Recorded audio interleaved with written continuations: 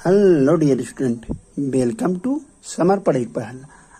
आज हम लोग पढ़ेंगे ओम का नियम।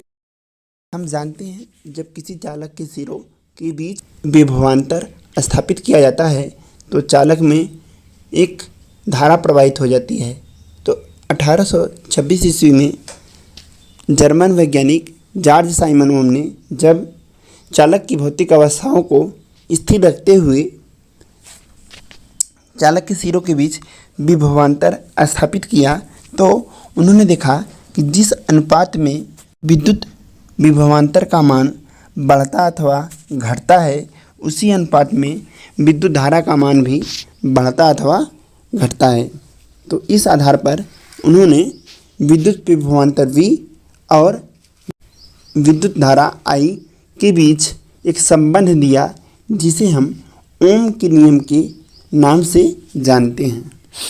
इस नियम के अनुसार यदि किसी चालक की भौतिक अवस्थाओं जैसे ताप, दाब, क्षेत्रफल, लंबाई इत्यादि में परिवर्तन न किया जाए तो चालक के सिरों के बीच स्थापित विभवांतर V और चालक में प्रवाहित धारा I का अनुपात सदैव नियत बना रहता है, अर्थात विद्युत विभवांतर V अनुक्रमानुपाती विद्युत धारा I। हम जानते हैं अनुक्रमानुपाती का चिन्ह हटाने पर एक चर नियतांक आ जाता है। तो इस प्रकार V बराबर हो जाएगा I इंटू R, जहाँ पर R एक नियतांक है। यहाँ से R का मान निकालेंगे तो R बराबर हो जाएगा V अपान I। यहाँ पर एक चीज ध्यान दीजिएगा, ओम का नियम जब लगेगा तो चालक की भौतिक अवस्थाएं अपरिवर्तित रहनी चाहिए, अर्थात उसका ताप, दाब, क्षेत्रफल सब नियत रहना चाहिए जिसमें परिवर्तन न हो। विद्युत प्रतिरोध R का मात्रक बराबर हो जाएगा विभवांतर V का मात्रक बटे विद्युत धारा I का मात्रक। ठीक है, हम जानते हैं विद्युत विभवांतर V का मात्रक होता है वोल्ट, ठीक है, और विद्युत धारा I का मात्रक होता है एम्पियर। तो इस प्रकार विद्युत प्रतिरोध का मात्रक वोल्ट प्रति एम्पियर होता है, इसे हम ओम भी कहते हैं। ठीक है, अगर इसका मान सीजीएस पद्धति में निकाला जाए तो 1 वोल्ट बराबर होता है 10⁸ EMU और 1 एम्पियर बराबर होता है 10⁻⁻1 EMU।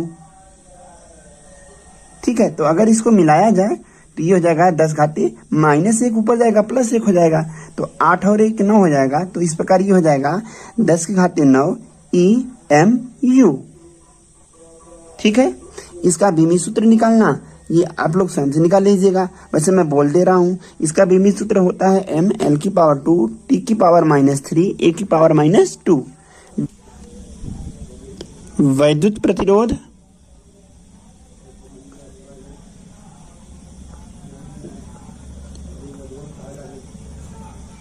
का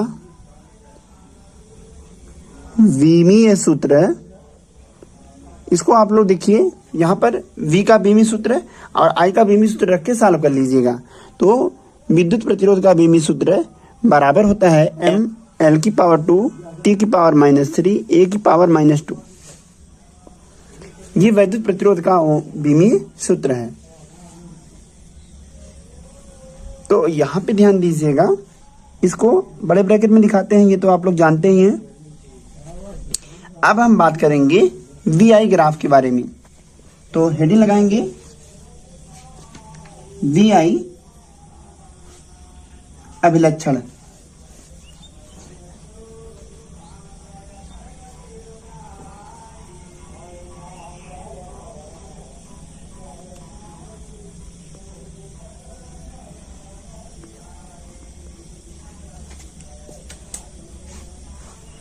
ठीक है, तो यहाँ पे ध्यान दीजिएगा। तो आगे देखिए, यहाँ से विद्युत प्रतिरोध का बीमी सूत्र निकालेंगे। तो विद्युत प्रतिरोध का बीमी सूत्र बराबर हो जाएगा V विभवांतर V का बीमी सूत्र अपान विद्युत धारा I का बीमी सूत्र। तो उसको अगर दोनों के बीमी सूत्र को रखकर सॉल्व किया जाएगा तो हमें विद्युत प्रतिरोध का बीमी सूत्र m L⁻², T⁻³ A⁻² प्राप्त होगा। अब आगे हम लोग हेडिंग लगाएंगे VI अभिलक्षण, अर्थात VI ग्राफ। ओम का नियम केवल धातुओं के लिए ही लागू होता है, अर्थात अन्य सभी पदार्थ जैसे ट्रांजिस्टर, अर्धचालक, थर्मिस्टर, कुचालक आदि पर ओम का नियम लागू नहीं होता। तो अर्थात जो अर्धधातुएं हैं और थर्मिस्टर है, ट्रांजिस्टर है इत्यादि पर ओम का नियम लागू नहीं होता।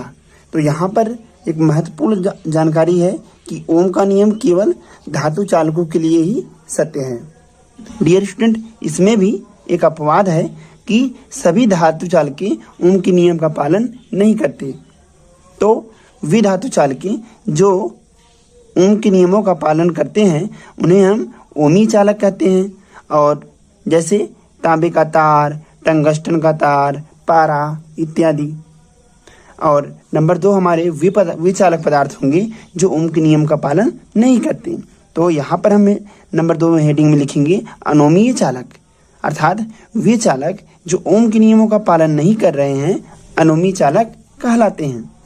इन चालकों का विद्युत प्रतिरोध हमेशा परिवर्तित होता रहता है। तो इस प्रकार के प्रतिरोध को गत्यात्मक प्रतिरोध कहते हैं। गत्यात्मक प्रतिरोध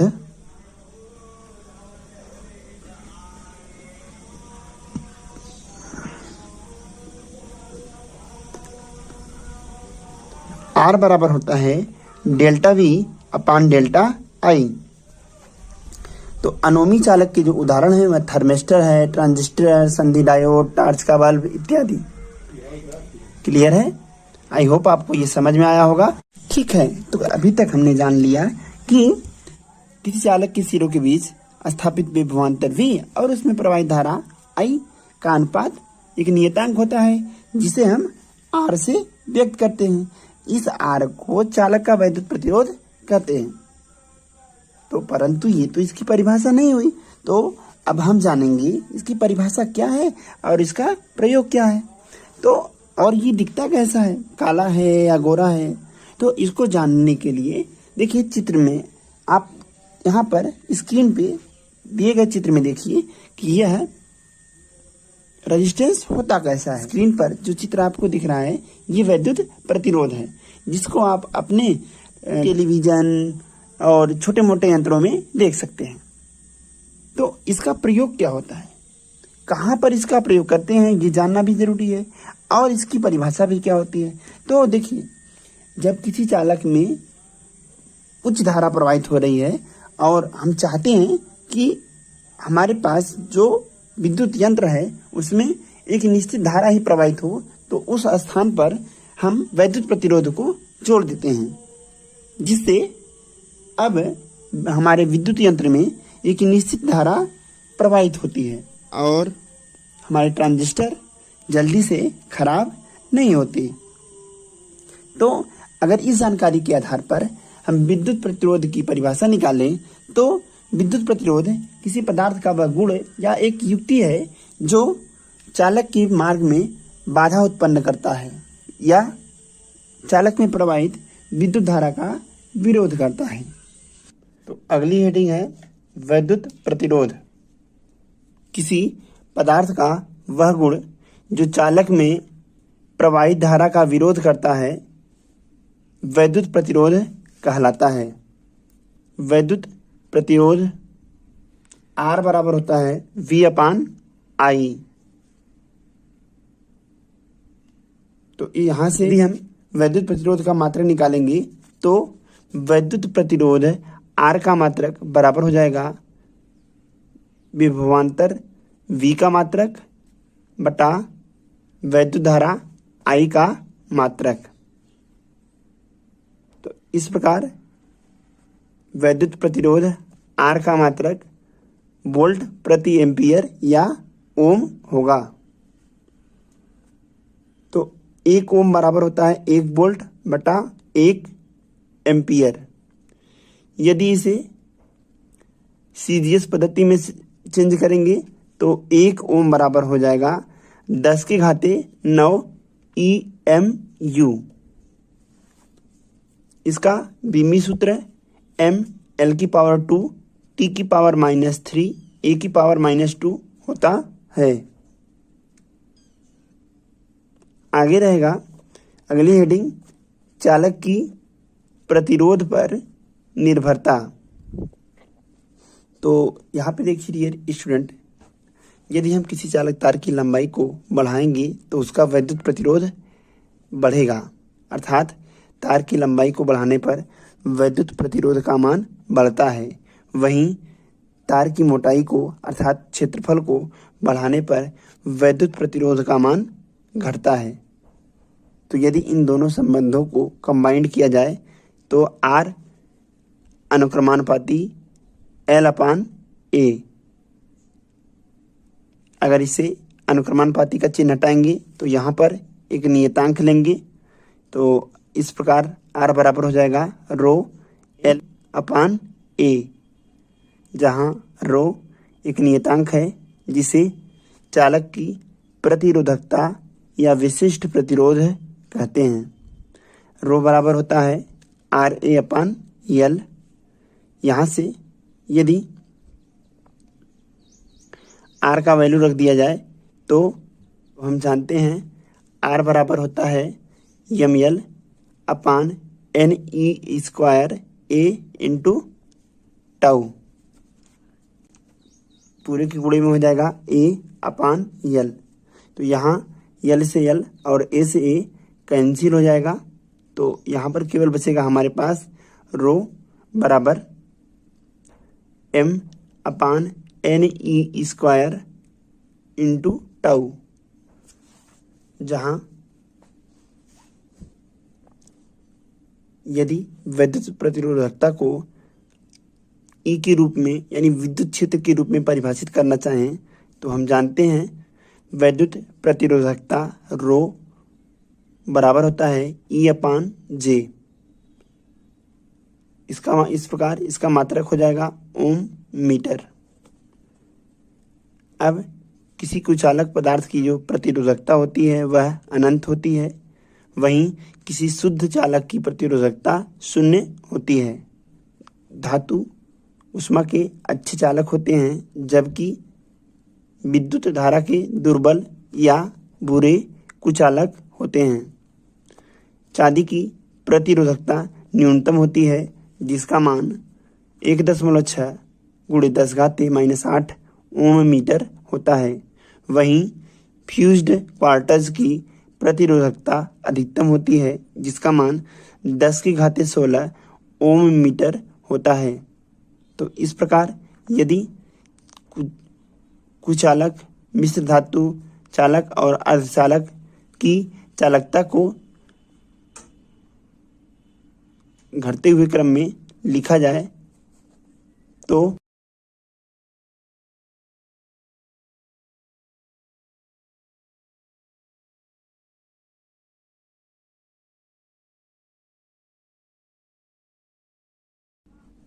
ठीक है। तो यहाँ से एक संबंध निकलेगा, ρ बराबर ρ0 कोष्टक में 1 + A इंटू डेल्टा T, जहाँ पर ρ0 पदार्थ की प्रारंभिक चालकता और डेल्टा T पदार्थ का तापमान है।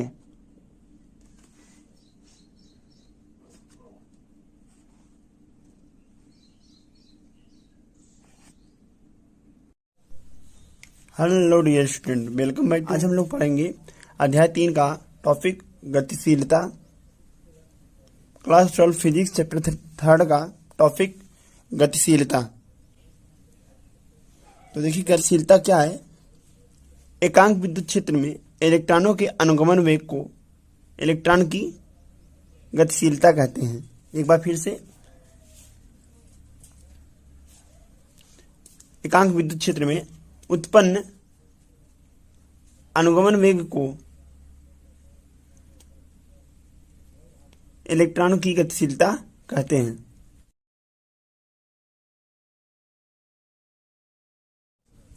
ठीक है। इलेक्ट्रॉन की जो गतिशीलता होती है उसको म्यू से व्यक्त करते हैं, तो म्यू बराबर हो जाएगा वी डी अपान ई। ठीक है,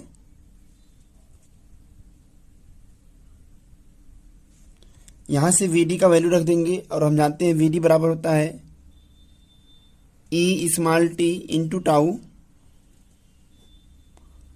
अपान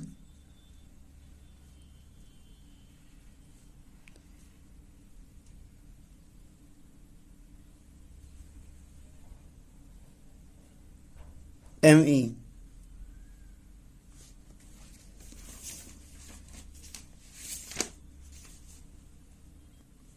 यहां पे आगे देखिए वी डी का वैल्यू होता है ई कैपिटल ई टाउ अपान एम। ई को हमने एज इट इज उतार लिया, ई से ही कैंसिल हो जाएगा, तो यहां पर बचेगा ई टाउ अपान एम।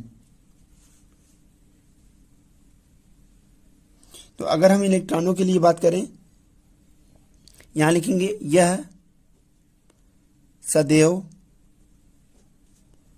धनात्मक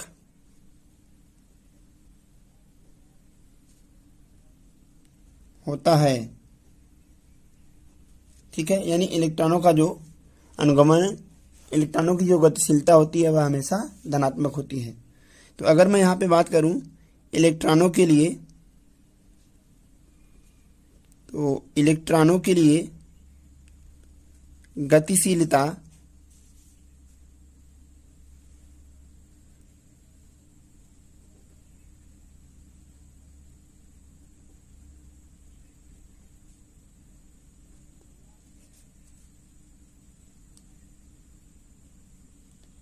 म्यू ई, जहां पर ई इलेक्ट्रॉन को रिप्रेजेंट कर रहा है, बराबर क्या हो जाएगा ई इंटू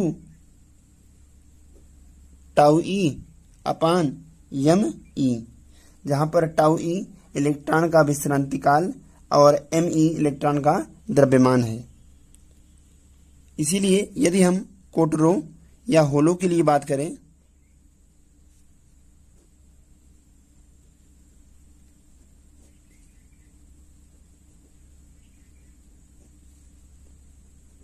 तो कोटरों या होलों के लिए जो गतिशीलता होगी वह म्यू एच से व्यक्त की जाती है, बराबर हो जाएगा ई इंटू टाउ एच अपान एम एच।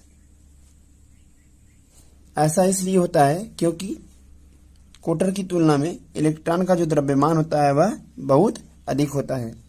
तो अब आगे देखिए, इसका मात्रक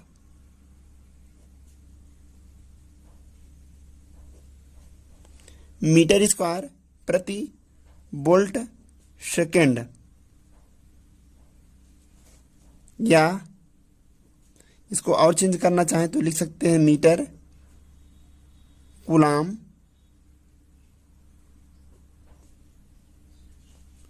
प्रति न्यूटन सेकेंड होता है। ठीक है,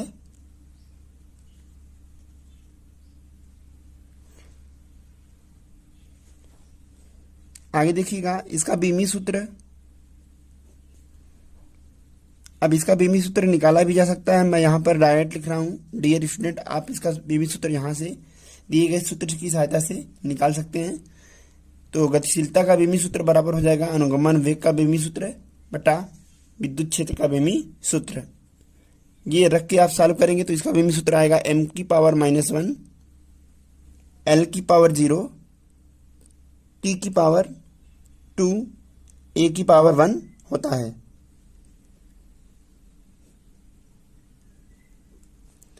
अब हम अगली हेडिंग लगाएंगे मुक्त इलेक्ट्रॉनों की गतिशीलता और विद्युत धारा में संबंध। यहां लिखेंगे मुक्त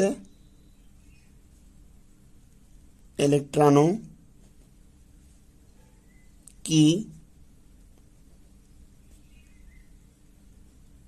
गतिशीलता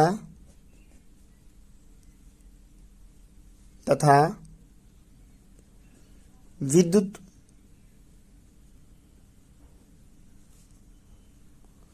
धारा में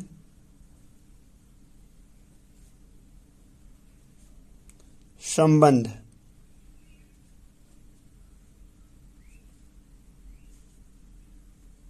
ठीक है। डियर स्टूडेंट, हम जानते हैं गतिशीलता की परिभाषा से म्यू बराबर होता है वी अपान ई। यहाँ से अगर हम वी डी का वैल्यू निकालें तो वी डी बराबर आ जाएगा म्यू ई। यह हमारा इक्वेशन फर्स्ट हो जाएगा।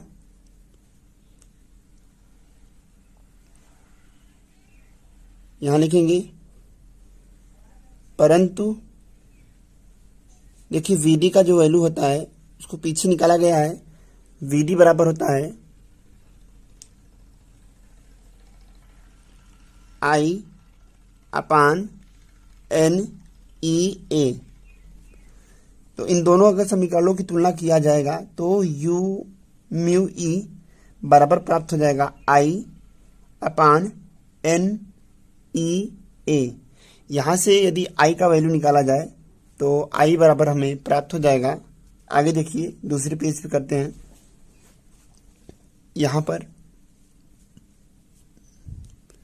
यहाँ से यदि हम आई का वैल्यू निकालेंगे तो आई बराबर आ जाएगा एन ई ए म्यू ई।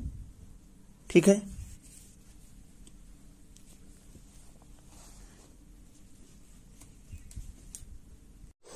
तो यहाँ पर देखिए कुछ नोट में हम जान लेते हैं कि विभिन्न राशियों की ताप पर निर्भरता। तो यदि हम किसी चालक तार का ताप बढ़ाएं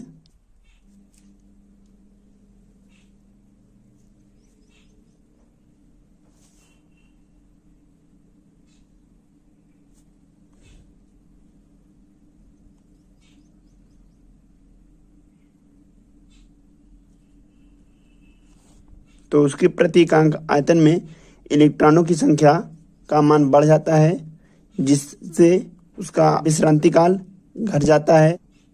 इसके कारण उसका अनुगमन वेग भी घट जाएगा और इसके कारण उसकी गतिशीलता भी घट जाएगी।